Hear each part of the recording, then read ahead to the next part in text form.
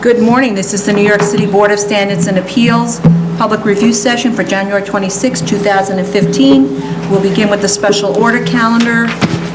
And but before we do that, we just need to talk about snow conditions. We assume that we will be snowed out tomorrow, and so in preparation for that, we're going to actually reschedule the hearing till Friday. So it'll be exactly the same calendar and calendar schedule, but it'll start at 10 a.m. this Friday. If you have problems with appearing on that date, let us know, because then we'll have to schedule you for an adjournment. Okay? Okay.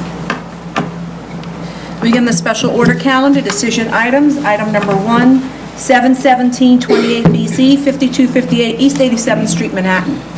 Okay, I didn't have any further issues with this? Anybody? Continued hearing items, 19502 BZ, 2797 Linden Boulevard, Brooklyn.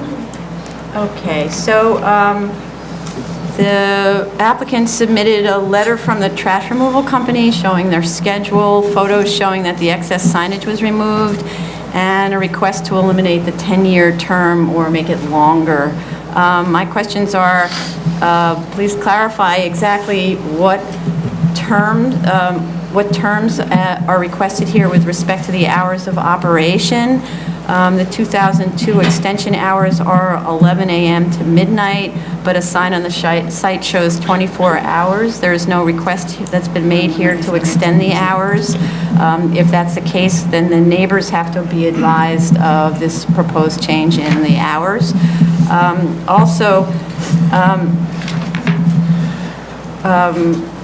We wanted to know what the measurement of noise from the menu board to the residence is. That wasn't provided.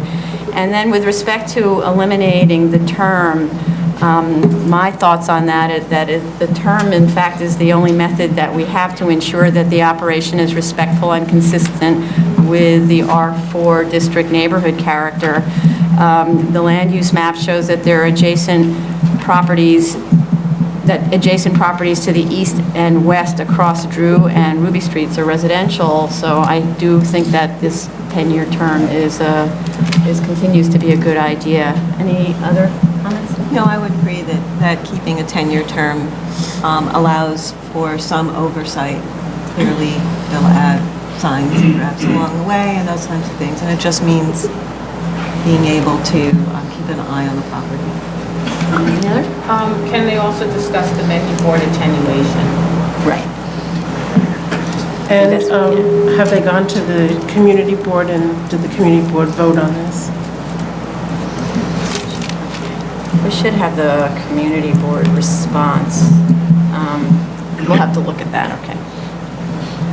Okay. Item number 3, 76-12 BZ, 148 Norfolk Street, Brooklyn. We were asked to adjourn this with a submission date of January 20th and a hearing on February 3rd. I think we may need to move that up to one more hearing because February 3rd is a very packed one. What's the next date? The 10th? 10th. So till February 10th, but we can talk about that at the hearing. Okay. Appeals calendar. Decision items, item number 4, 66539A and 10714A, 5557 West 44th Street, Manhattan. So they submitted a letter with a description discussing the accessibility issues, the stair egress calculations, sky lobby and lobby issues, court lighting, air conditioning and about the duplex rooms at the 4th floor. I note that there's a roof plan that shows that if the chamfer were removed, there's probably still would be room to enlarge the size of the rooms, but since the issue is really about whether the courtyard can be increased, I don't think it would have a significant impact on enlarging the size of the courtyard. With respect to the discussion about the accessibility, the ADA compliant rooms, after looking at kind of the possibility of switching out some rooms or reducing some compliant rooms in the addition, I still don't see how that would have a significant effect on the size of the courtyards, which is really the subject. And though I'm not getting from the drawings why the ground floor lobby that's shown on drawing P4 is too small for the operation. I note that the 17th floor sky lobby that area would only add 2 very small rooms, so I don't think that actually ends up adjusting and having, again, an effect on the courtyard. So I'm okay with this. Anyone else? Fine.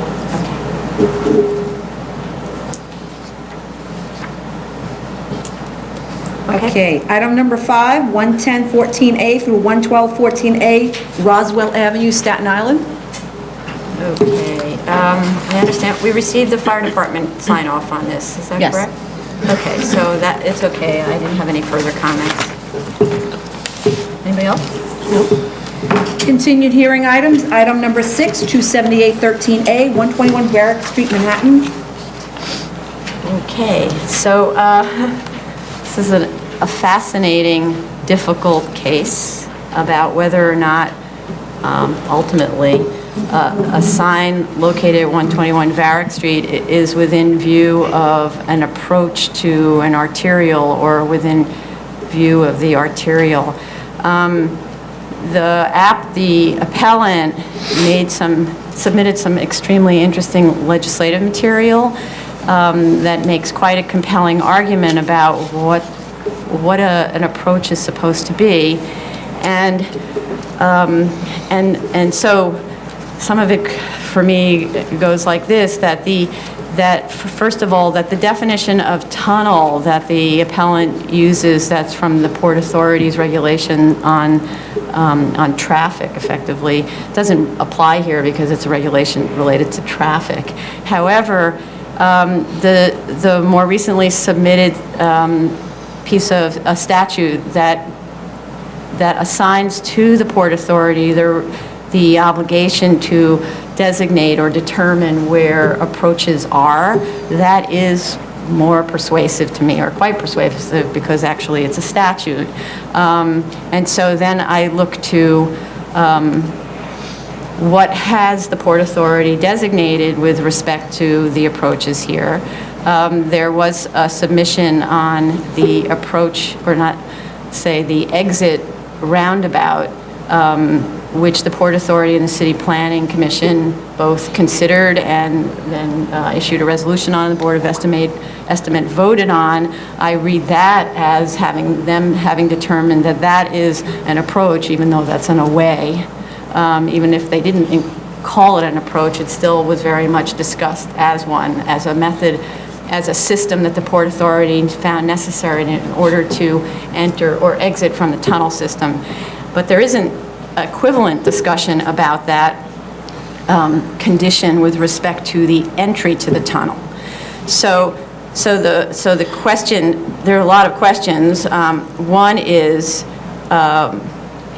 do we rely entirely on very antique legislation and a very antique master plan to determine what an approach is? Or is there later information that could be relied on by a property owner who needs to know where is a sign permitted? Because normally, I have to say that when an applicant files at the Department of Buildings for an approval, it's an architect or an engineer who is supposed to be checking the regulations and filing something that is permitted under the law, because, as we all know, the Department of Buildings can change its mind. So you need some kind of reliable method of determining where is the approach and will this sign be within 200 feet and in view of this thing. What is this approach? And it seems as if the requirement in the statute, in the zoning resolution, that in order to be regulated by these sign limitations, it needs to be on the master plan and shown on the city map. Certainly gives direction on where that approach is located. In this case, not only is this area not shown. And not only is the area around Broome Street not shown on the master plan, but it's actually not at all shown on the city map, which is more troubling for me. So the city map ignores the existence of those kind of radial routes, and though that city map normally is kept up to date, you can't actually find even the tunnel on the city map. I had to ask the Department of Buildings to lay out where we were talking about. So I'm troubled by the insistence that the Department of Buildings is making that this is sort of obviously an approach when it's not meeting most of the criteria. On the other hand, there needs to be an approach to the Lincoln Tunnel, and to the Holland Tunnel, and so if we were to just sort of cut it down to the very basics, we could say there's a few things that I wanted to say. For one, we've been doing a little bit of our own research, and we've been finding historical records, and we found some amazing historical photographs, thanks to councils, which actually show that there's an area around the entrance to the Holland Tunnel in the 1920s where looked like there were little toll booths. And so maybe those were toll crossings getting you into the Holland Tunnel. So according to that then, did the Port Authority consider that area outside of the toll booths, towards the tunnel, in the direction of the tunnel, to be approaches? Were those toll booths removed and then those streets returned to the street system? So therefore, are those various radial roadways just merely convenience roadways to get into the tunnel? That's the question. Is it a roadway to get into the tunnel that sort of leads you there, or is it an approach? And is it Department of Transportation who determines where that roadway is and where the bollards go and where those median raised sidewalks are, or was it the Port Authority and city planning who worked on that? And I don't think that the research, though the research is excellent to the extent that it went, I don't think it's gone far enough. I think that actually there probably is at the Port Authority information about what it considered to be approaches. There must be engineering drawings and so on that supports what was going on with the master plan. The problem is, of course, the master plan hasn't been amended in 60 years, and so we can hardly rely on the master plan, even though the statute seems to still rely on the master plan. And some of this is that city planning needs to sort of bring things up to date in order for us to understand better where to go. So one thing that I would like to know is, if it's possible, what was the Port Authority's engineering approach with respect, or engineering analysis with respect to these approaches, if it's possible to find Port Authority archival information. And then the next is, what was the actual roadway system in 1998 when the sign was permitted? Because there is one thing that's true today, which is when you drive up that's hot along Broome Street, there's a sign over your head that says entering the Holland Tunnel. So if that sign existed in 1998, then it would be, let's say, a better argument that is an approach, because someone, probably the Port Authority, is the one that put that sign up and declares that that's the entrance to the Holland Tunnel. And then the owner of the property would have been on notice that there's this clear entrance to the Holland Tunnel. But I know that there's been a lot of changes in the roadway around there, so the question is, what was the condition in 1998? Another part of the question is,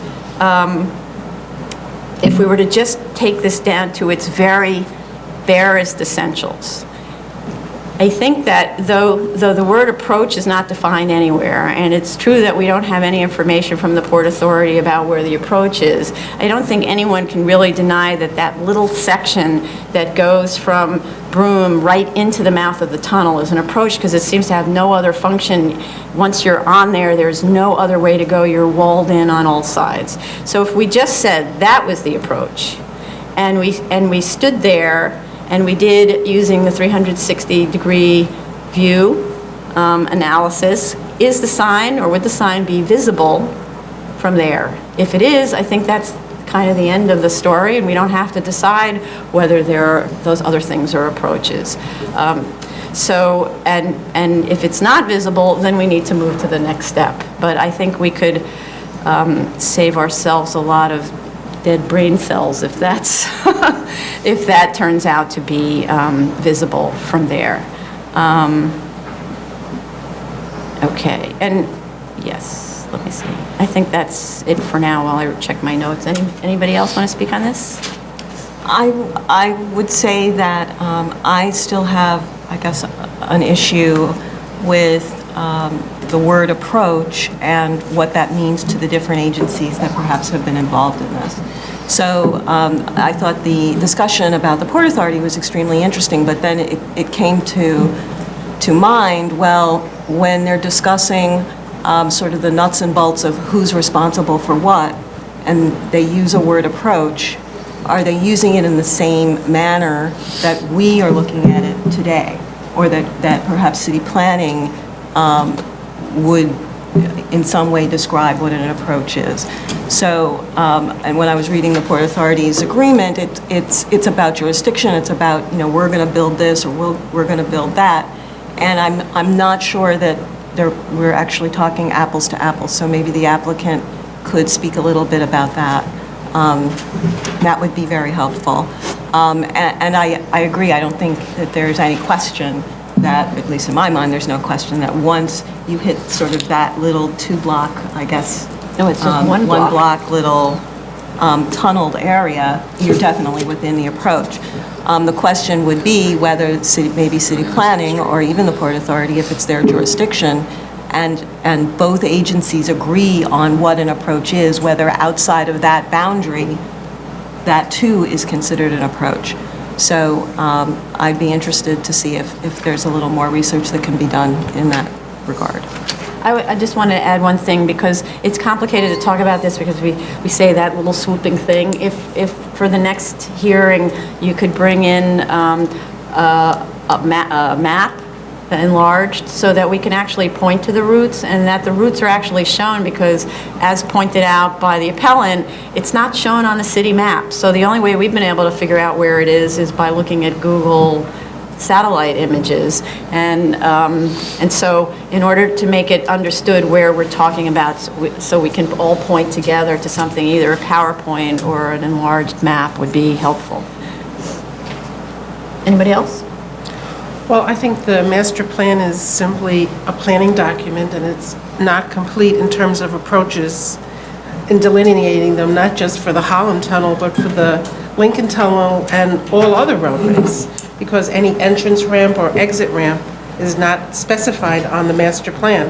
And on the master plan, they have roads that have never been built. So, in my opinion, it's a key schematic, and when city planning said Holland Tunnel and approaches, that there's a definite approach. And if, the applicant doesn't think that these streets are approaches, then what would he consider to be an approach to the tunnel? Then because he's kind of claiming it's just at the entrance to the Holland Tunnel, and that doesn't make any sense to me. And in all the sign cases we've heard, we've accepted this idea of approach as defined by Rule 49, but Rule 49 really just made it more understandable. It took a concept and sort of defined it better, I feel. But I don't think it's contradictory to what was said prior to that. Well, I just wanted to pick up on that. The other thing that I'd like both sides actually to respond to is the application of Rule 49 to a sign that was established prior to, in this case, in 98. I'm trying to understand how you get to apply that, and if it was DOB's practice to treat a sign that way in 1998, I'd like some support for that.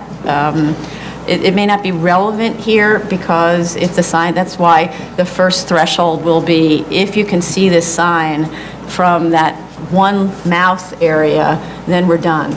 But if you can't see the sign, then we need to move back into where I think DOB will argue that the Rule 49 analysis should apply. That's where the street network and what it was like in 1998 is so important. What was the egress at that spot? Could you get off onto Watts or Broome or something at that time?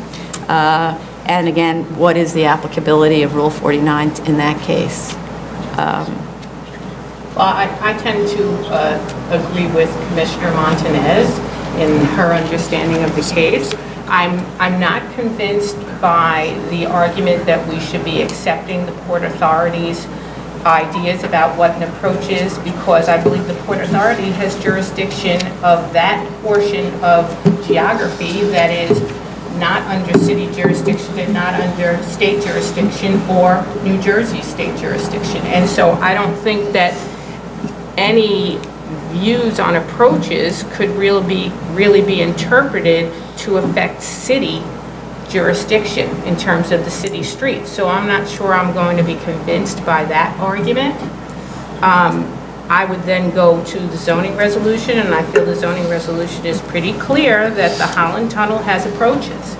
And so I think also approach is a relatively clear word that talks about leading to either the tunnel or going from the tunnel and leading to the city street, the grid. And so the question for me is it visible from that portion of the street system where you are departing from the city grid? And I wouldn't put that boundary at Broome Street and the entrance to the tunnel. I would argue that that boundary is at Varigan Broome, where the overhang is that announces that you're entering into the Holland Tunnel. So again, though, the overhang was installed at some point, right? If it was installed after 1998, there's an argument that was not the way into the tunnel in 1998. Right, but again, just because I do think that the legislative information was very interesting and helpful, the exit area, the roundabout area of St. James Place, that is actually land that was owned by the Port Authority. So that's a really great example of the Port Authority designating an area to deal with traffic leaving the tunnel and entering into the street system, and that's what it said in the resolution. So that's what was a very clear moment where they studied how traffic would enter back into the street system, and we don't have any of that similar analysis for this other sort of fanning area from Canal Street. The zoning resolution does not, and I'm talking about the city's zoning resolution, does not say that an approach can only be what the Port Authority has designated as an approach. It doesn't speak at all to who makes the designation. So I don't know if... It actually says when we can, that's what I think the appellants should be working on, but it does actually say that the areas that will be regulated by the sign regulations must be shown on the master plan and on the city map.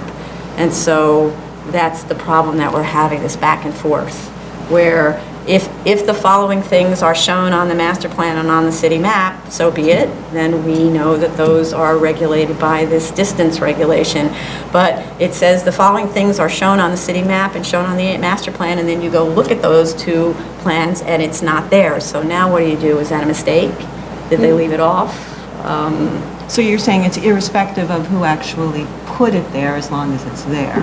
If it was the Port Authority who created this system and then had that transferred to the map, that would be one thing. Or if it's the city that transferred the street system to the map, that would be another thing. But as long as it appears on the map, Right. so it doesn't matter from whence it came, just as long as it got to the map. Right. Is that what I'm hearing you say? Well, that's where I'm thinking, and I'd like more information on this from both the city and from the appellant. But I am concerned about the idea that a property owner doesn't have guidance. And so when they're making an application to the Department of Buildings, where they know that the Department of Buildings does not necessarily stand by its opinion if it changes it, it's the responsibility of the applicant, the registered architect, or the registered engineer to know what the law is. What's the law? And it'd be different if that sign was up that said entering the Holland Tunnel in 1998, then unless you didn't do a site visit, you'd be on notice that that is part of the tunnel network, right? But aren't you on notice by reading the zoning resolution where it says Holland Tunnel and approaches? No, because you don't know what an approach is. That That could should easily... lead you to then have a conversation with Department of Buildings that says, is this considered an approach? I mean, if you see it in writing, to me, it's actually better in writing in a way than seeing it pictorially. To me, if I see something in writing that says there are approaches to the Holland Tunnel that are considered arterials, I'm going to ask that question to Department of Buildings that, hello, are you Right. considering this one of those approaches? Right, but so in 98, we don't know that the question wasn't asked. And so that's the problem. And the buildings department can also establish. Did you want to say something, John? No. No, okay. So let the appellant and the city come back to us with more material because we shouldn't be having the debate for them, I think, at this point. Okay. So, yeah, so there's a lot to do for the next hearing, but maybe they can fill us in. I don't think there's enough time to research all that material at Port Authority, but there might be time to come to get some research. Or maybe ask city planning to weigh in on what their thinking is in terms of what an approach is. That would be helpful. Well, that would be great. That would be a breakthrough. Well, that's just something that we would do, not necessarily the applicant would do, so, okay. Okay, we can move on. Item number 7, 3214A, 2564 East Avenue, Staten Island. Okay, you note that there was a DOT comment letter submitted with conditions, and that the applicant submitted a letter to respond to DOT's comments and provided a site plan to show compliance with the DOT requested sidewalk widths. And they also provided a tax map to respond to DOT's title search request. I just would request that they submit that letter and plans to DOT and provide deeds to DOT as it requested. But other than that, I didn't have any The applicant we have submitted that to DOT, Oh, you have? and I'm waiting for a response from DOT. Unfortunately, I've heard from the project manager, and they haven't signed off yet. Okay. They're still reviewing. Okay, so we need to, okay. In my opinion, actually, this is just a two-block street at this point, and out of all the structures on the street, there's only one other home, which is in the bed of the map street at this point.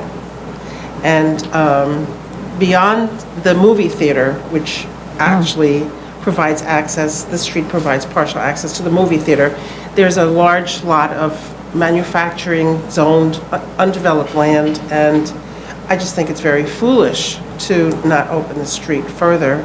But I understand that that's really a decision of the DOT, but along those lines, I didn't have a great problem with the as-of-right plan. So I thought it was a workable plan. And I went to the BIZ site and I noticed that their original on-file application for this case was actually a two-story retail building. And when they were going to come to us with for a parking waiver. So, you know, if they contemplated a two-story building, it just made me wonder why they couldn't do something along those lines. Okay. Okay, so they should come back with a response to why an as-of-right wouldn't work here. Especially considering they were, at one point, we were thinking about a two-story building. Fully retail. Right now, they're proposing two warehouses and a retail building. Okay. Thank you. Anybody else? Item number 8, 9514A, 237 East 72nd Street, Manhattan. We were asked to adjourn this? Yeah. Yeah, so we'll assign a date. It's March, I think. Yeah. Item number 9, 16314A through 16514A, 502, 504, 506 Canal Street, Manhattan. Okay, this is kind of the ongoing discussion about whether we can issue a waiver on the floodplain regulations because the owner wants to convert the ground floor of these 3 historic properties to residential use, where for the last 200 years or something close, it's been commercial. We did ask them on November 25th to come to try see if they could come up with a system that was passive, that's already installed or could be installed from the interior by tenants. And they did come back with a collection of floodgate solutions, which are commonly used in places like Venice, where you literally drop a gate into the doorway, and also, in this case, they included glass sills on the interior that rise several inches above the design flood elevation, and those are permanent. And then in the event of a storm, they would also install essentially flood barriers on the exterior of the building, on the windows. The drawings still show the aquafence, so I'm wondering if that's still part of the proposal. And I do understand the floodgates, but again, the ongoing subject here is that these are rental tenants on this ground floor. And so my question is, who will have possessions of value at that level? And my question is, what about seepage, where the perimeter of the building is below the design flood elevation? For example, there's a courtyard on one of the buildings, and what is the perimeter condition at the other buildings? Not to mention the fact that there's a crawl space. Won't water be sort of seeping through other buildings and rising into the crawl space and then eventually rise to the base flood elevation or worse? Wouldn't you need to make these buildings completely dry flood proof to justify installing residential use here where it wasn't before? Dry flood proofing is really an elaborate system that I don't think is foolproof. The FEMA guidelines for dry flood proofing require sealing of walls and slabs to make a continuous impermeable wall with all openings, including utility entry points sealed, backflow preventers, sump pumps, internal drainage systems. And it questions whether the structure of the building can withstand flood forces. That might not be relevant here, because if it can't, then that's the end of the building. And the installation of all these active floodproofing measures would need to be tenant controlled, but also remotely controlled. So let's just say it was another Hurricane Sandy, and that happened in August instead of October, and they're on vacation. So now who's installing all of those floodgates? So, a remote control system would be, it seems to me, the only thing that would work here, because what are they supposed to do? Is the landlord going to step in and ensure that all of their property is properly protected? And what if the measures fail is my big question. And, so FEMA actually has variance standards. You can actually request from FEMA, when you're subject to those flood insurance regulations, a variance in the situation of a historic building. So I'd like to know whether these would qualify for FEMA's variance standards. They ask, and then the last question is, in the case of all of these kinds of waivers, what FEMA asks is this work the minimum necessary to preserve the historic character of the structure? So in other words, for FEMA variance to work, you need to go through extreme lengths, and you need to establish that to do any further than that would damage the historic character. And then finally, I ask, because we keep talking about this, and it's about a change of use of the ground floor, the applicant really does need to demonstrate, in order for us to be able to really consider this, that he would suffer practical difficulties and unnecessary hardship without this waiver. And I don't understand how that could be demonstrated, but it has not been demonstrated. Anybody else? I think you covered most of what I had to say. I still had an issue about seepage into the cellar, and no one has really answered that question. No matter what device they were going to use, you sort of sidestepped the issue of what happens if the water gets in, especially into the cellar, into that crawl space, and it fills up, and now you've got water on the interior. I'm presuming that they're hoping that these exterior mitigation systems would preclude, I'm sure water will get in, but will preclude enough water that would, cause some damage. I could be persuaded by the channelless gating system, again, remotely controlled so that you don't actually physically have to be there if you can't be there. I still am not on board with this sort of sidewalk system because I think it's just too labor intensive, and if one portion of that labor chain fails, it just doesn't happen. So I think they're closer and would prefer to see things that actually happen to the building or on the building. So I'm almost there. I just want to add, there was a letter from LPC discussing the two methods of installing the floodgates, one with a channel that's exposed and one with an interior channel, and their preference is the one without the channel exposed.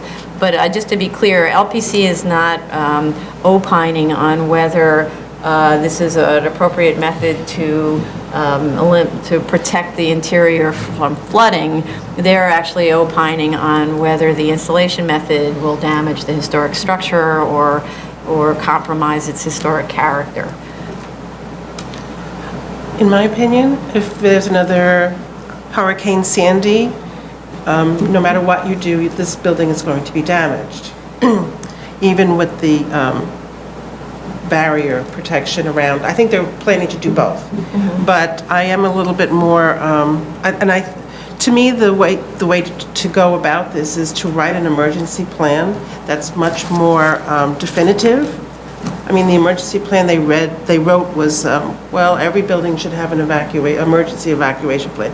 This is something where they have to inform the tenants in the event of a hurricane, they must evacuate and you must do this, and this is, what will be followed to make it definitive. And just evacuating the people out of there, I think, is the safest method to go. And they have to understand when they rent the place that is possible damage to belongings on the first floor. Because no matter what system you put in place, I don't necessarily think you can completely dry flood-proof the ground floor, and I don't think you can necessarily completely protect the historic character of the building, that you will have to do repairs. Right. So then that's the question is this something that we ultimately should waive because it's to convert this ground floor? If that's the purpose, is simply to convert the ground floor to residential use. And so that's the question, is this risk worth it? And right. And anyway, the city would require evacuation in the worst cases, right? So, any other? No, I tend to agree also with Commissioner Montanez that I think the protection of life is what should be foremost in our minds. And I think that there are other channels through which people can get reimbursed for their goods that are destroyed in a flood, but you can't be reimbursed for your life. And so I would want to know that there is an evacuation plan that is set, that's in place, that's mandatory, and that everybody knows what their part is in that. And I think that having the channelless system and also having that street barrier is probably going to do a pretty good job, in at least forestalling the worst of the negative effects of the storm. Okay. Where to follow? There we are. New cases, I'm sorry, are we done? Yeah. I'm sorry. New cases, item number 10, 13111A through 13311A, and 15914A through 16114A, Arthur Kiel Road and Pemberton Avenue. So GCL 35. Yeah, so this one 72LNG. is a proposal to construct three Change the name. 3 buildings, 3 two-family dwellings, 2-story, two-family dwellings on 3 separate tax lots, which are now 1 tax lot.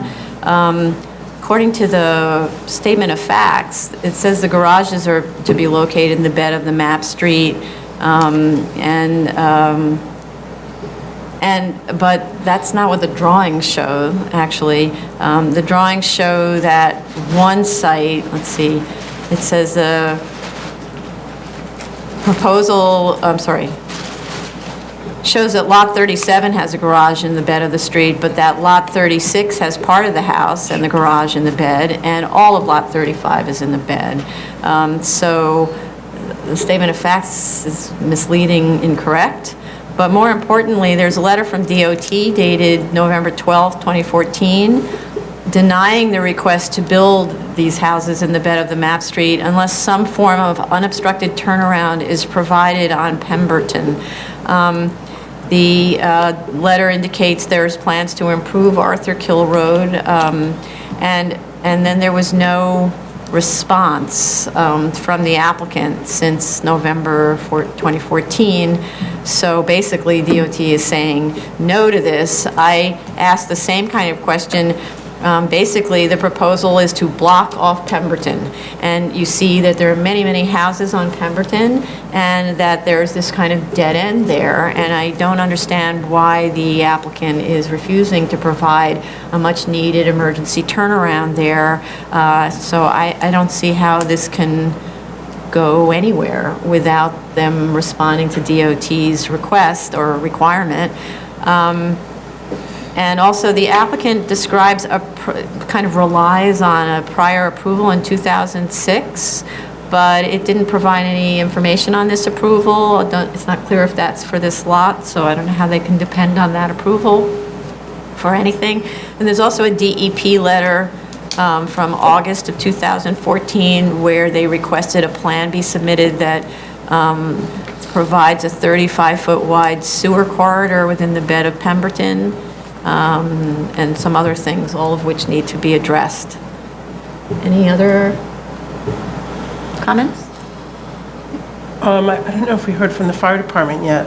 No. I'd like to know what they think about Pemberton. And I was just a little confused regarding some of the plans. I didn't think that the plan they sent to DOT was the same site plan that they were showing us. Oh.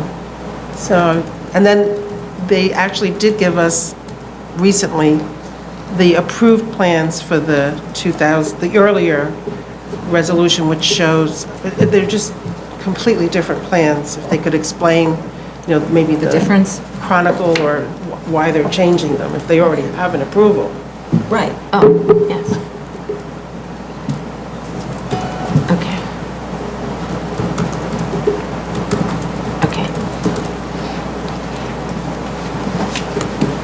Okay. Zoning calendar, decision items, 186, item number 11, 186-13BZ, 117 Gelson Avenue, Brooklyn.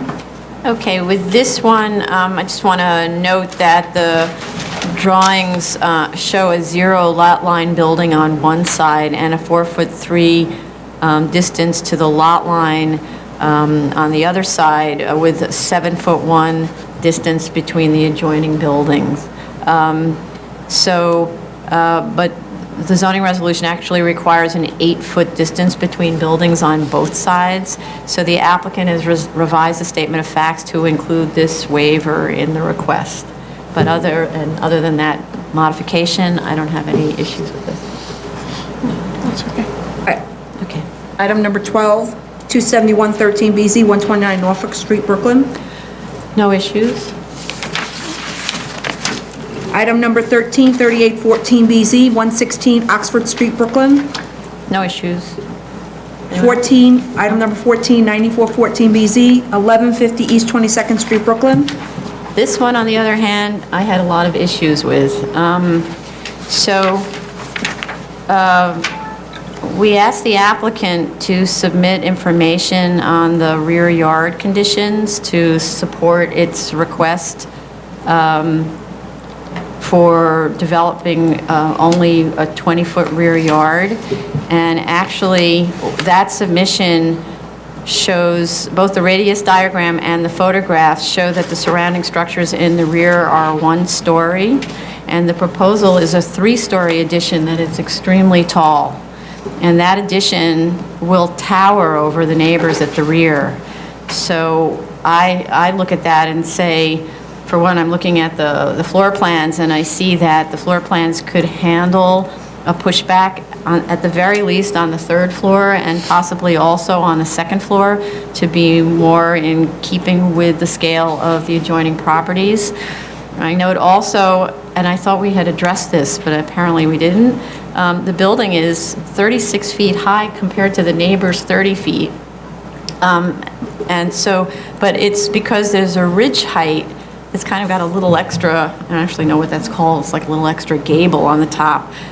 If that were brought down, then it could be made in line with the neighbors. And there's also a stair tower that's very massive. It could be brought down to be lower than that roof line, and I think then you'd be there. But I do think very much that the rear has to be brought back because it will crowd the neighbors. Is also a proposal to put a garage in the backyard, so it renders the rear yard basically non-existent. Other comments? So I would like to reopen this to consider those unresolved issues.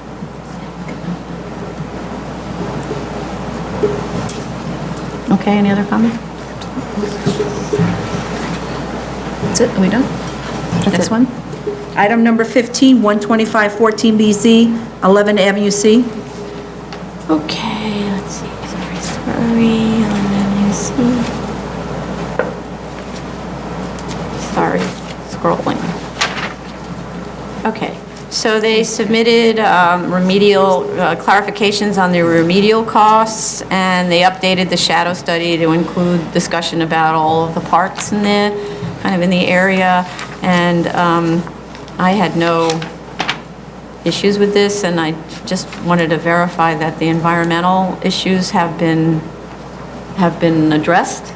Everything's okay with the environmental, so then I had no problems with this application. Anybody? No problem. Continued hearing items, item number 16, 8112BZ, 9801-05 Metropolitan Avenue, Queens. Okay, sorry, 1 second. Okay, so they submitted detailed plans, which were quite helpful, showing the distance of 71 feet to the nearest residential building and 46 feet to the residential lot line distance from the menu board. I found that an extremely useful bit of information. In addition, they've provided sound pressure level data for the menu board speakers at a distance up to 32 feet from the board, which is 54 dBA, and an automatic volume control information that shows it reduces the volume when ambient sound levels are low, such as at night, to 36 dBA, only 16 feet from the board. I think, just as a note, this is a really great bit of information, and for future applications with respect to these soundboards, menu boards, that's what the information that we should have. They also provided a letter from the trash hauler basically saying that he's going to do a good job, he promises. And then there were also photos of the site and the trash enclosure. My question on all of these trash enclosures is, well, in this case, it's on the property line next to the residence, and then inside of them are this kind of standard containers with, let's sort of questionable metal lids that are easily opened, and I've watched rats on the street crawling into those things with no problem. So, and the pickup is only 3 times a week. So my question is food waste stored there as well, or is that stored on the interior in a refrigerated trash enclosure? And how are odors and rodents controlled from this trash area? Yeah. Any other comments? They say they have a plastic chain to cordon off some of the parking spaces. I'm thinking, what is a plastic chain that actually stops a car from parking someplace? It's for honest people. For honest people. All right, so I don't know if they want to just discuss something that's a little more substantial than a plastic chain. Okay. I think they should give us a signage analysis per frontage and show compliance. And they've removed a lot of signage from the roof and the light poles, but I think they should remove all the brackets. And I had asked before if they had installed the directional and stop signs at the exit, if they've done that already. They have done that. Oh, they have? No, that's what I'm questioning. Yes, if they've done that. Oh, whether they've installed? Yes. Okay. Okay. Item number 17, 17613BZ, 31 Bond Street, Manhattan. Okay, this one, sorry.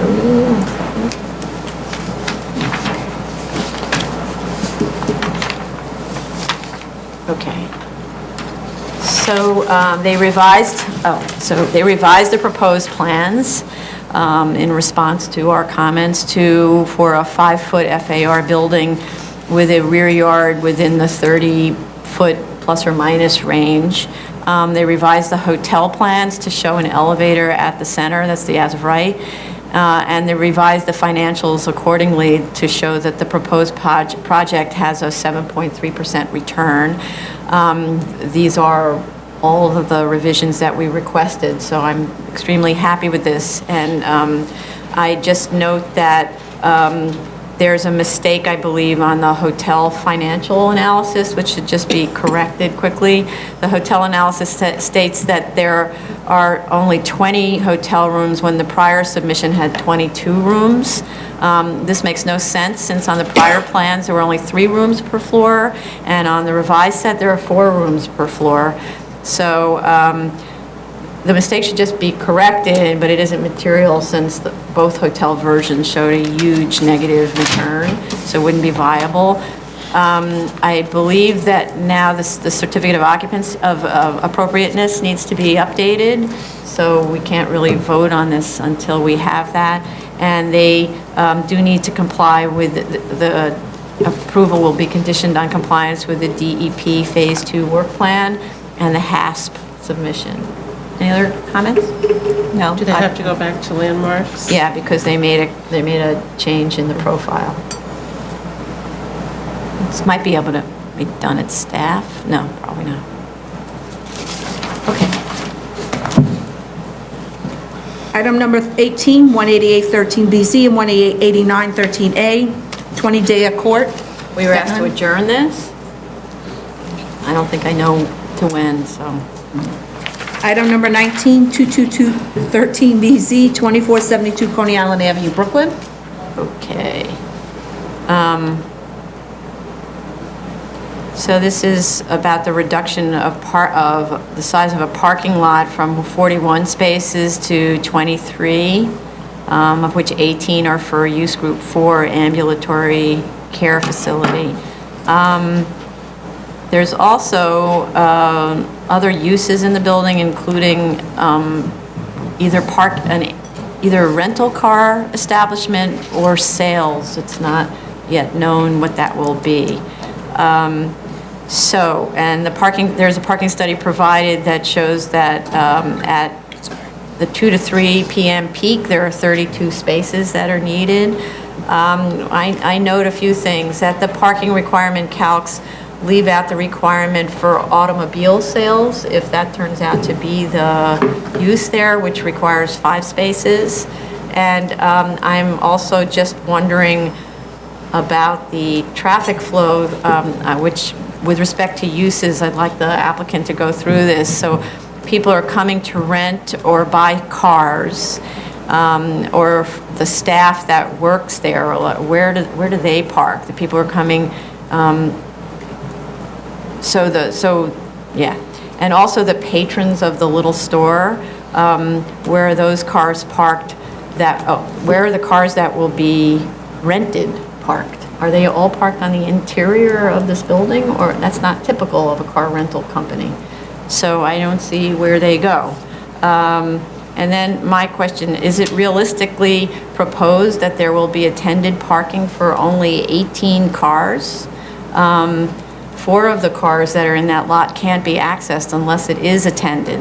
And then my question is, if it's attended, then why can't there be stackers? That would take care of the whole parking story, or at least a large part of it. And with respect to the parking study that was dated January 22nd, it seems to be based on an old site plan, since it assumes 2 curb cuts on each of Coney Island Avenue and East 9th. The revised site plan that's dated November 16th provides 1 curb cut on each frontage, so that parking study has to be redone. The medical, the sources of data were extremely confusing. The medical office trip generation rates and the parking accumulation rates are based on a study for an old BSA case in 2004, and it wasn't, in any event, the study wasn't provided, so we don't know where any of that came from. And then also similar for the car rental study, which is based on a BSA case from 2010. That study was not provided. And then I just have to say that the parking analysis was very difficult, if not impossible, to understand. So I would like it broken down so we understand what each of the charts mean, what the data means.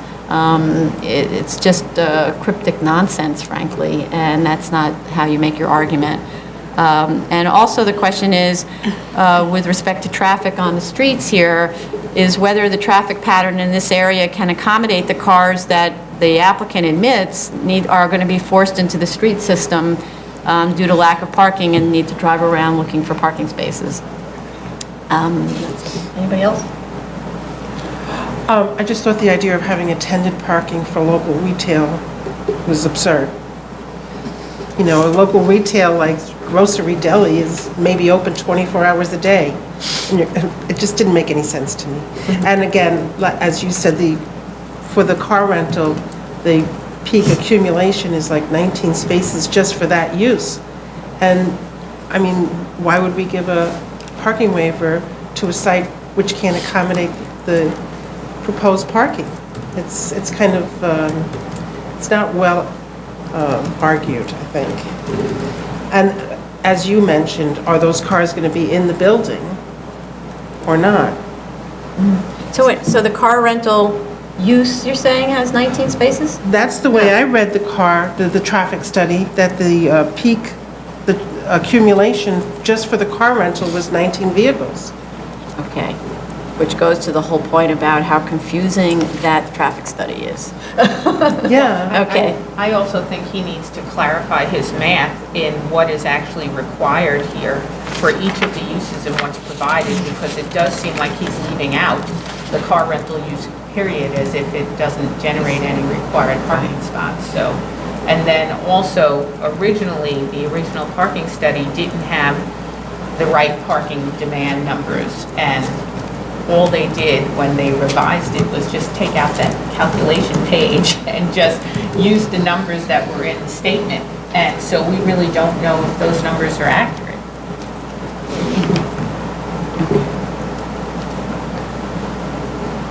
Okay. Yeah, I note that I believe the zoning resolution doesn't require, oddly, parking for rental cars. I mean, for the use of a rental car company. However, it obviously has to have parking for the cars you're renting. I mean, it makes sense that a person who's renting a car doesn't park with their car to rent a car unless it's a getaway car or something like that. But still, the employees have to park, and it's not clear how that's attended because there's a kind of an assumption that nobody is parking there. Nobody needs to park who works in the car rental company. Or places like Enterprise, which actually send a car to get you and then Right, bring it back. bring So you. that's actually another trip that isn't necessarily counted in, depends on the business model. Right, okay. Also, I have a question because they talk about how they've changed the entrance and exit to this site so that the cars are only leaving in the C8-1 portion of the lot. However, if you do look at the site plan, there is an opening in the fence between parking spots 2 and 3 in the R5 section. And the question is that going to be used? There are actually even arrows pointing towards it, which leads you to believe that there is going to be some sort of an entrance or exit there as well.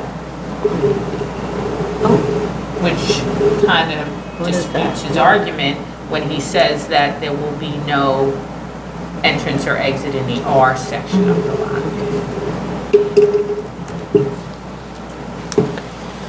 Okay. Item number 20, 32113BZ, 3719 104th Street, Queens. Okay. Okay, sorry.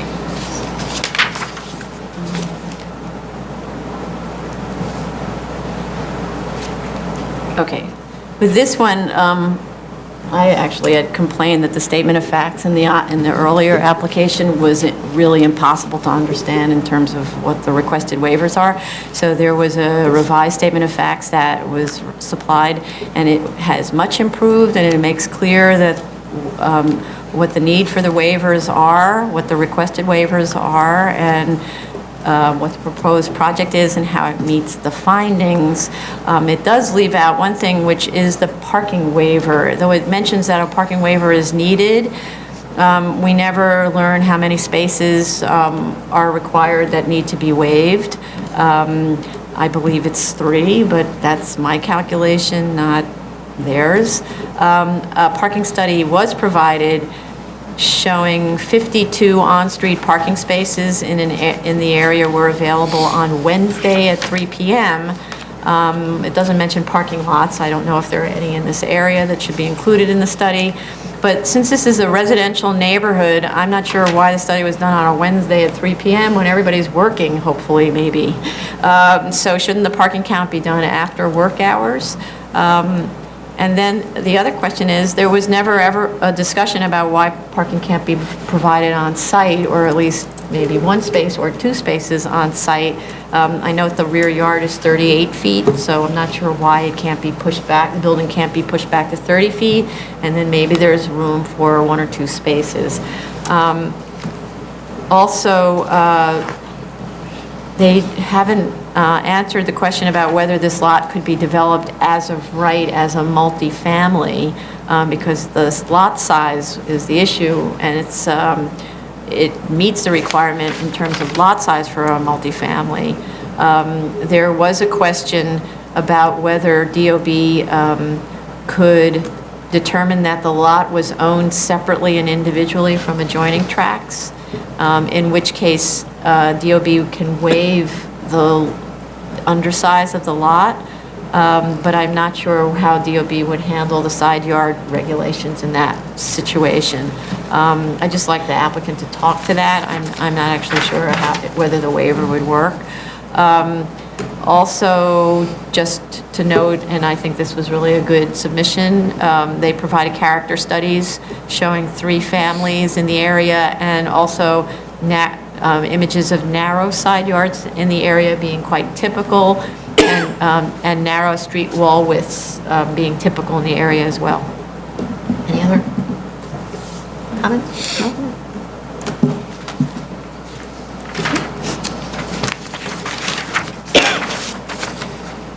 Item number 21, 32713BZ, 1504 Coney Island Avenue, Brooklyn. So on the last hearing, we were concerned that the parking study kind of skewed the numbers and didn't really represent the conditions. So they revised the parking study to assume really the most conservative estimates for commercial and ambulatory facility car use with the peak demand between 3 and 4 p.m. And having done that, they arrived at 24 empty spaces in the garage. However, I just have to say again that with respect to these traffic studies, I've seen really good ones, and I've seen ones that are just a pile of numbers in a table, and that's what this one is. It's very difficult to follow the study if it leaves out the calculations that lead to the conclusion. The table shows, for example, 3.5 spaces per 1,000 square feet at 59%, or 2.1 spaces between 10 a.m. and noon. So how am I supposed to get to the conclusion that 248 spaces are needed at the 3 to 4 p.m. peak hour? I mean, really. So please submit a full analysis that makes it clear to somebody who's reading it and doesn't have the little paper on the side with all the calculations, what's going on. The other question I have is, since now we've gotten to 24 spaces, that's pretty close. So I'd like to hear from the applicant how the garage operator will prevent non-building customers from using the garage and occupying those critical 24 spaces. Because in fact, in the materials traffic study admits there is nowhere else to park for a half a mile from the site, and hopes that this terrible traffic condition will discourage drivers and have them take public transportation. So also, the application makes reference to the fact that or the suggestion that they will have a right turn onto Avenue L exiting the garage, but unless DOT actually has a sign there, it's likely to be observed. So the applicant really needs to, as part of this application, contact DOT and make sure that they request a mandatory right turn sign onto Avenue L. Okay, anyone else? I'm actually fine with the application as it is. I think that they've shown that they can accommodate their own parking demand on their own site, which to me is the requirement for the special permit. And it's really a shame that there is a situation on this block that is not of this applicant's making. And I don't feel that they should be held hostage to the fact that there is a pre-existing condition that is not of their making. Anybody else? That's true. My only concerns were the entrance and exit, that I would like them to say that if there turns out to be some problems, that they would, use other methods such as bollards or something with the approval of DOT to prevent the traffic from turning in the wrong direction. You're talking about from Going Coney Island in, Avenue. But coming Coney Island from Avenue has south those on Coney big, Island. those big stripes that you're not allowed to cross. Right, but Think- people you think being People people. do it anyway. On its own, yeah. Okay, so asking DOT to install the bollards and then something on Avenue L Right, if it also. turns out to be a problem. Right, okay. And otherwise, I have no other issue. I think they've shown that they've got enough space. They'll be able to. I would like the traffic study, though, please, made into something intelligible. Okay. Preferably English. Or even math, doesn't have to be English, okay? Okay, thank you. Item number 22, 5-14BZ, 1807 East 22nd Street, Brooklyn. We were asked to adjourn this to February 24th. Item number 23, 1714BZ, 600 McDonald Avenue, Brooklyn. We were asked to adjourn this to March 24th. Item number 24, 2814BZ, 3540 Nostrand Avenue, Brooklyn. Okay. They provided photographs showing that the banners were removed and there's a limited amount of signage. And although even though the current signage is different from the prior approval, the photos also show the fence surrounding the site has some of the slats replaced, but I don't know what it is about those vinyl slats. They look crappy almost right away. So I just would like to say that because it looks so ragged at the top of the slats, that there has to be a continuing maintenance program where the slats are regularly replaced. They were also asked to talk about the volume controls on the Panasonic menu board, and they have an email from Panasonic just simply saying that the menu board volume is adjustable, but it doesn't state at all whether it adjusts automatically like the other menu board we were talking about. And the specs also don't show any mention of adjustability. So this menu board really does need to drop down its decibel levels according to the ambient sounds. It can't just be reliant on the operator there turning it down.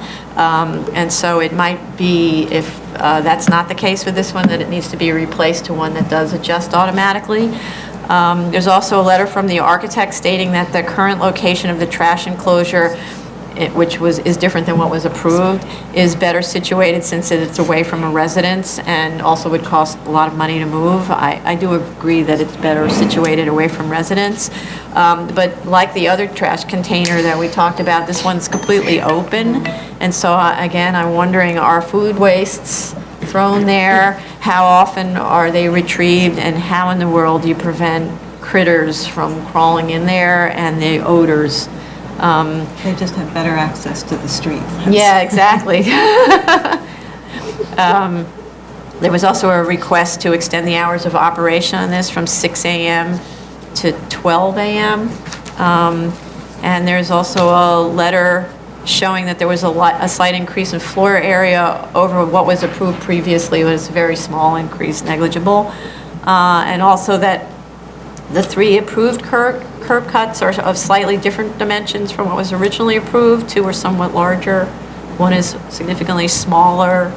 And then also, the previously approved plan showed planting continuously along one section of the perimeter, and the proposed plans and photographs show existing trees and holly bushes. The photographs show the holly is a mess. And really should be continuous there, and it really would be great if there was more planting installed generally along the perimeter. There aren't planting beds there at the moment, but I'd like to hear about some proposal to improve the general look of this. It's pretty dismal. Anybody else? Covered it for me. Item number 25, 6314BZ, 5500 Broadway, the Bronx. We were asked to adjourn this with a submission in 2 weeks. Item number 26, 14114BZ, 2465 Manhattan, Broadway, Manhattan. Okay, this was the application where it was a PCE special permit, which is in a very odd situation where kind of a tail of the space is located in an R8, and the PCE special permit doesn't apply to R8s.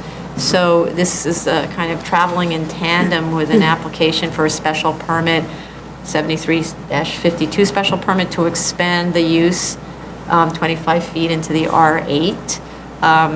And the only thing you really have to show is that you can't really use the space unless you have that expanded use. So what they're going to do ultimately is extend only 25 feet into the R8, and the balance of that space, which is about 10 feet, will be used for storage that's unrelated to the PCE. I was okay with this proposal like this. What I don't know is whether we have DOI sign off. I don't know. And then the other is there was fire department comments that needed to be added to the plans. There was a letter dated October 2014, and I see that the plans were updated with notes, but not the notes the fire department asked for. Okay. And that was it. Anybody else? No. Ready? Next one? Okay. New cases, item number 1, 4414BZ, 92 Lake Street, also known as 256 West Street, and 416 Washington Street, Manhattan. Okay, so this is a legalization. Jim's been operating there since March of last year. The site, so it's a little bit of a complicated site because it received a variance in 2000 to allow residential development there. So their statement of facts needs to be amended to reflect that. They did submit a letter of substantial compliance dated January 13th, where they're just going to be submitting drawings to show that, they did submit drawings to show that it's a different use than what was originally allowed on that 2000 variance.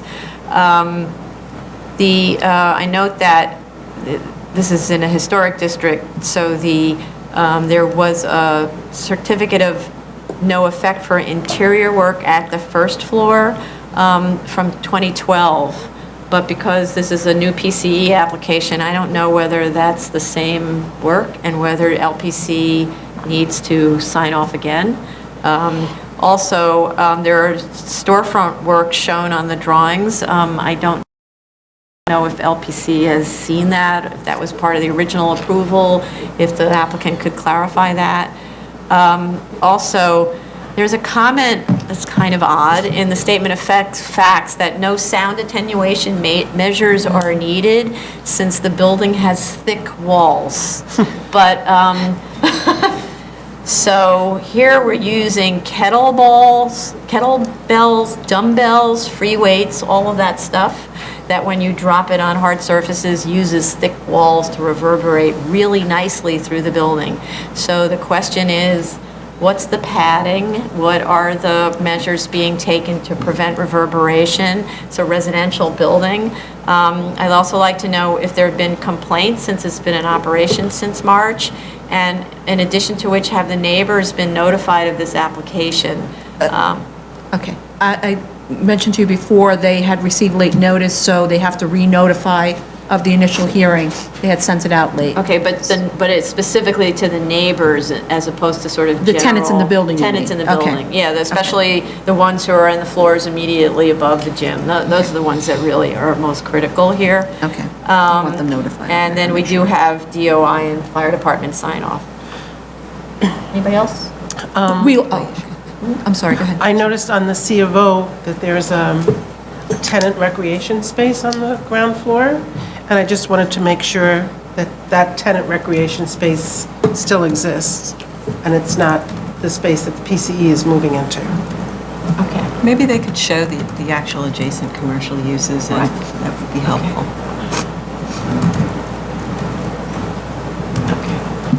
I also noted that there is a final impact environmental statement on this original project, and we asked them to address how the use might affect this, just to... Okay, so like a tech memo? Yeah, it's something, and we haven't received that yet. There was some information they were waiting for that we provided to them.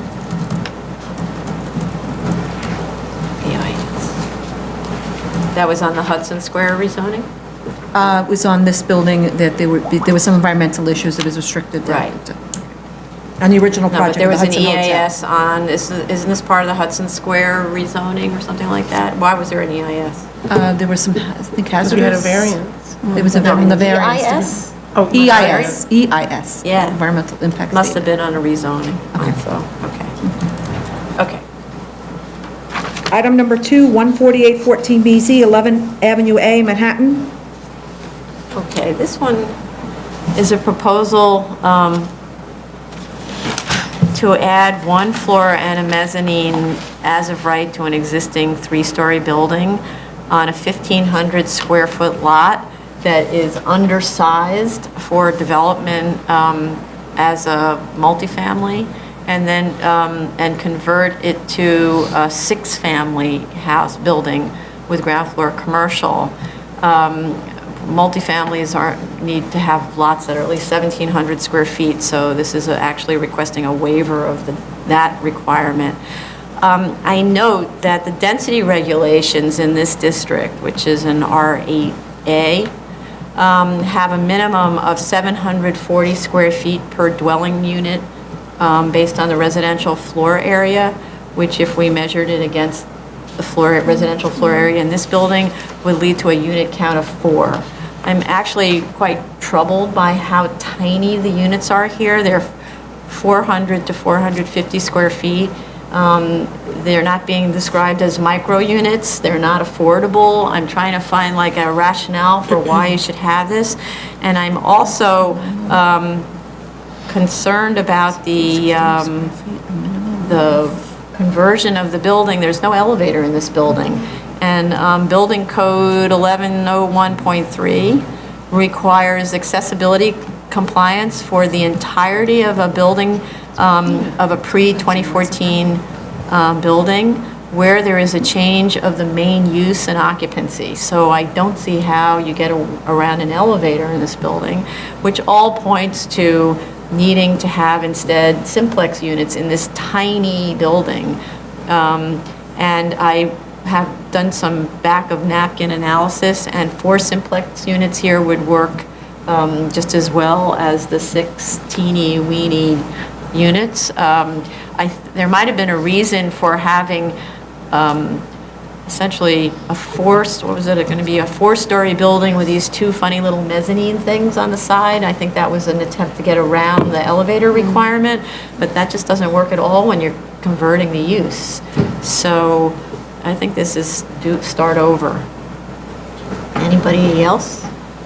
Well, as to the uniqueness finding, I know that they do drill down to approximately 6 other lots that are in the same situation as them, but they don't address the lot next door, 13 Avenue A, which is actually just a touch narrower and smaller than this lot. And so I think that they really need to at least address it in one way, shape, or form, even if they do call upon Douglaston as a reason why it's okay that they are a little larger than the tiniest lot that's next door to them.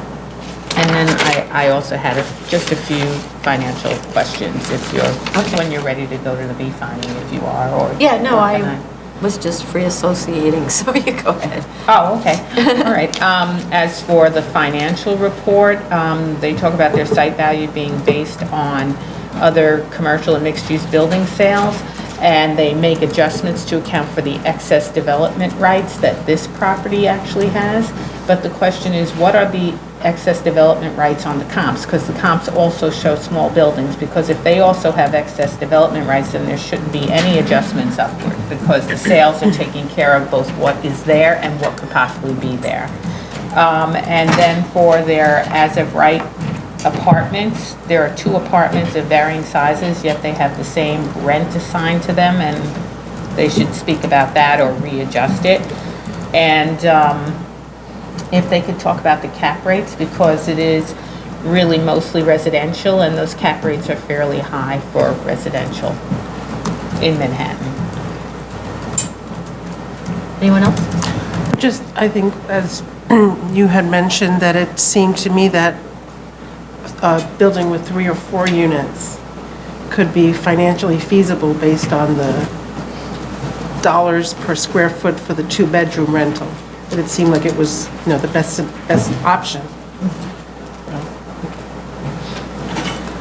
Anyone else? No? No, you covered. I've had issues with the size of the units, and I think they can do better. Okay. Item number 3, 17514 BZ, 1162 Broadway, Manhattan.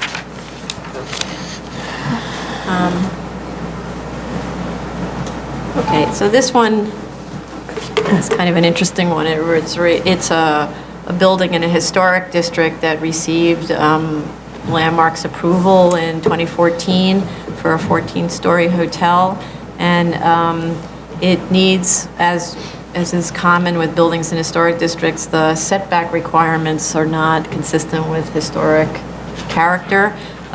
Ditto for an interpretation on a recess at the front. So with respect to uniqueness, I think that it's a very small lot. It's it's a almost 2,500 square foot lot, and they showed that it's one of 4 other lots with located in this historic district that are known as no-style buildings. Therefore, they can be soft sites, and it included also vacant lots, so that's a very limited scope, and also included small buildings like that are extremely underbuilt, so that would be viewed as a soft site. So I do think they make the uniqueness finding. I just note that the certificate of appropriateness actually has an error. The expiration date and the issue date are flipped, so the expiration predates the issue date. The rear, I do ask though, there's a rear yard depth shown of 30 feet or 29 feet. The plans in the statement of facts don't match, so please correct that. And I'm just wondering, would it help the analysis any, because the discussion is about how a setback is needed. The removal of the setback is needed because the floor plates are not efficient, but I note that there's a 30-foot rear yard provided, and a hotel only needs to actually have a 20-foot rear yard, so I'd like to have them discuss why they're going for the 20-foot rear yard. And in terms of the side yard, there wasn't actually much discussion about why they need the need that little recess on the side.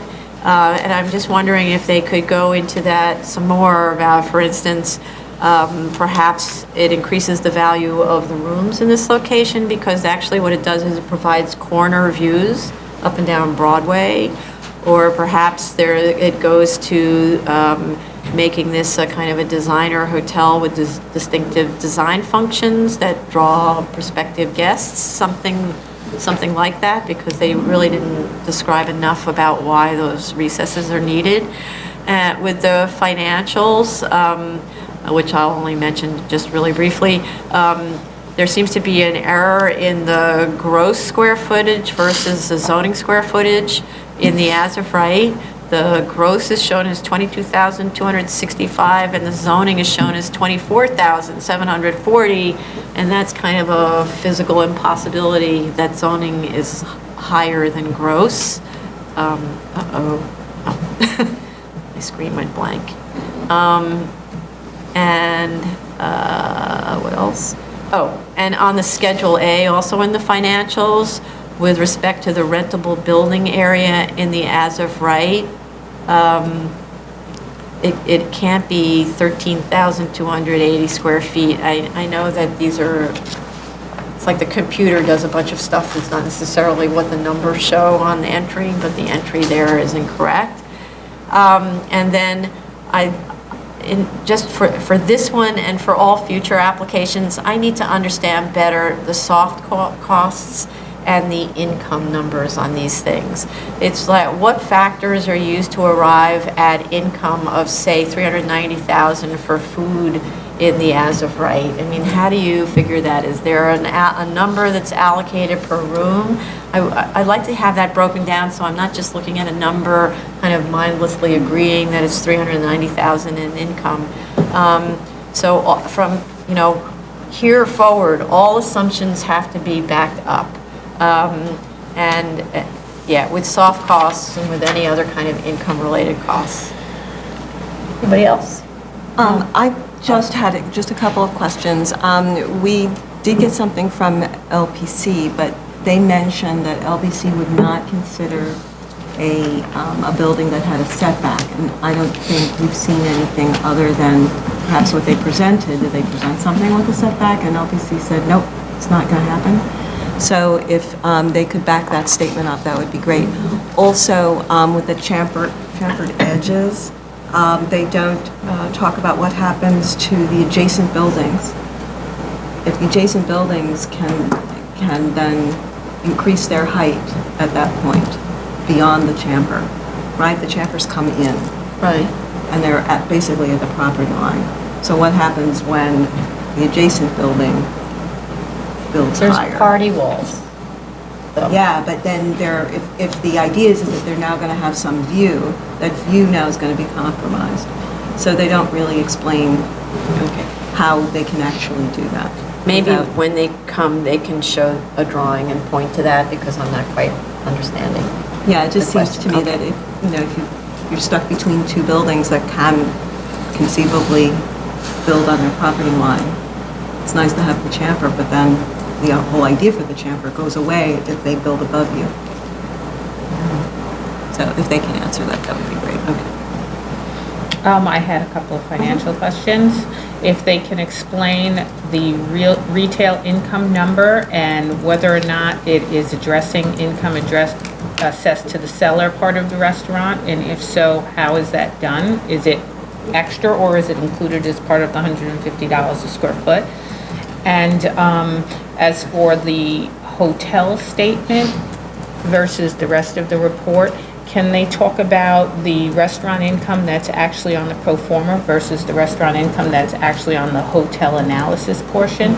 Are there two different restaurants? Is one of them like hotel, room service kind of stuff, and the other one actually an independent restaurant that's locating in that ground floor space? As to their hotel reports that they use as reference, their Smith Travel Research only goes through year-end 2013, and that's used as a basis for figuring out the occupancy rates and the average daily rate. Can they talk about can they provide the Smith Travel Research Report through the end of 2014? And also, their occupancy rate is at 85%, and their average daily rate is 285. And it seems like it's low when you compare it to the Smith Travel Research Report, but it's high compared to the PricewaterhouseCoopers report. So can he just talk about how he arrived at those average daily rate and occupancy numbers? What he used, whether he averaged out the two reports or what? No additional questions. Okay. Item number 16, 21614BZ, 150 Amsterdam Avenue, Manhattan. It's a PCE. Okay. This one is, again, a legalization operating since May of a PCE.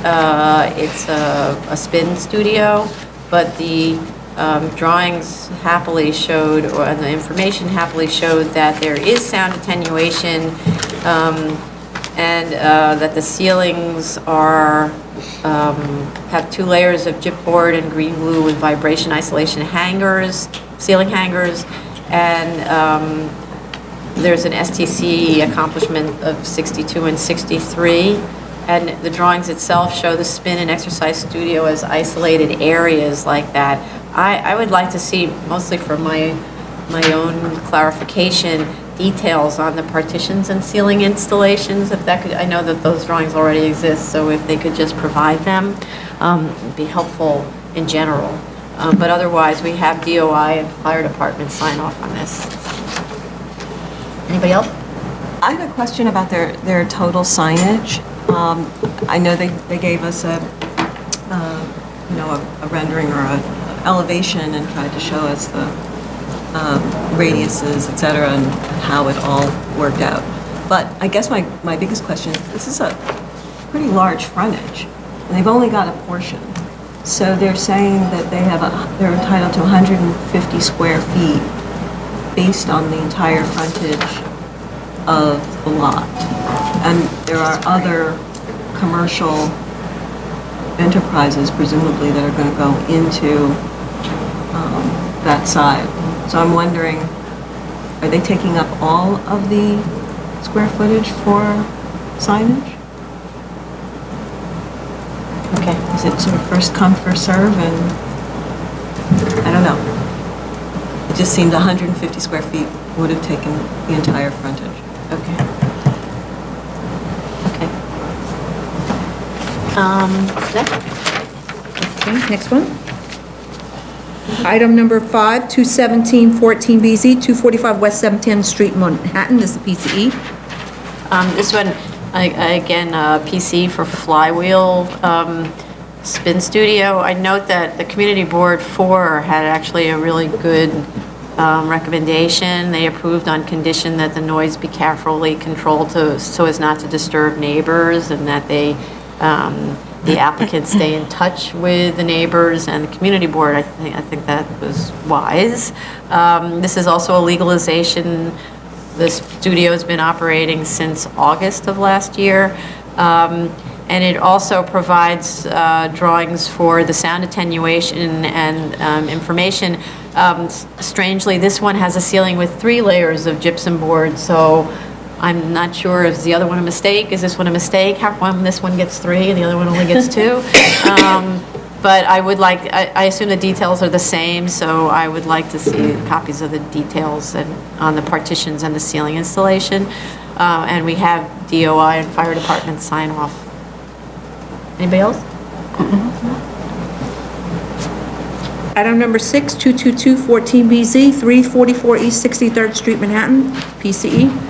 Okay, another legalization. I actually don't think I have the information of since when, but this is just for a massage and facial spa, so with 14 therapy rooms, so there's no issue about noise, unless they're painful massages, I guess. But the site plan, so this is actually an issue. So this is a split lot. There's a C28 and there's also an R8. And the drawings are not at all clear where the district boundary is. So the site plan really needs to show the district boundary, and it doesn't. And also, the first and cellar plan should have the district boundary shown on them, so we're very clear that there is not 1 square foot located in the R8. But other than that, we have DOI and fire department sign off. And did they provide massage licenses for their I don't know. misuse? Did they provide massage Since they're open, they may as well provide the licenses. Okay. Okay. Yeah, they're definitely. So provide operating. massage, okay. Item number 7, 246, I'm sorry, you finished? I'm sorry. Yeah. Okay. Item number 7, 24614BZ, 210 Geralman Street, Brooklyn. It's a PCE. Okay.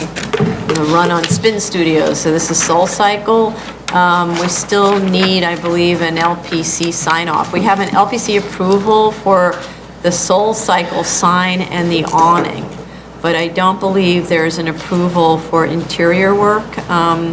There's a comment that there's a comment in the statement of facts that the LPC signed off in general on the retail spaces in this building. This is actually the Brooklyn Municipal Building that has now a retail Right. component. And I know that the LPC at one point signed off on that retail component, but that doesn't mean they signed off on this layout for Soul Cycle. Maybe they did, maybe they didn't, I don't know. But we do have fire department approval, and we don't have any information on how sound attenuation is provided, so we need that information on the drawings and notes and details. Because though this is a commercial building, there's still tenants who can be easily annoyed by the pounding of the cycling. So, okay, that's it. Thank you. I just think that if this was a private owner, we would ask them about the numerous violations this building has, many of them from 2013 and 2014, and I think we should ask the same question even though it's a city-owned building. No, it's the building. I raised that in my 23 notice. DOT With the Department of violations. Buildings. I raised that in my notice of comments, and the applicant said that they would address it with Okay. whoever the It's kind of representative of the unfair, the city. inspectors go by that building every single day, several It's times a DOB. day. They're desensitized. This concludes the review session for January 26th. We will, that's it. Are you going to mention again about Friday, or? Oh, yeah, well, you mean for the record? Yeah. So just to remind that the hearing tomorrow is postponed until Friday on account of snow, but we'll start at 10 a.m.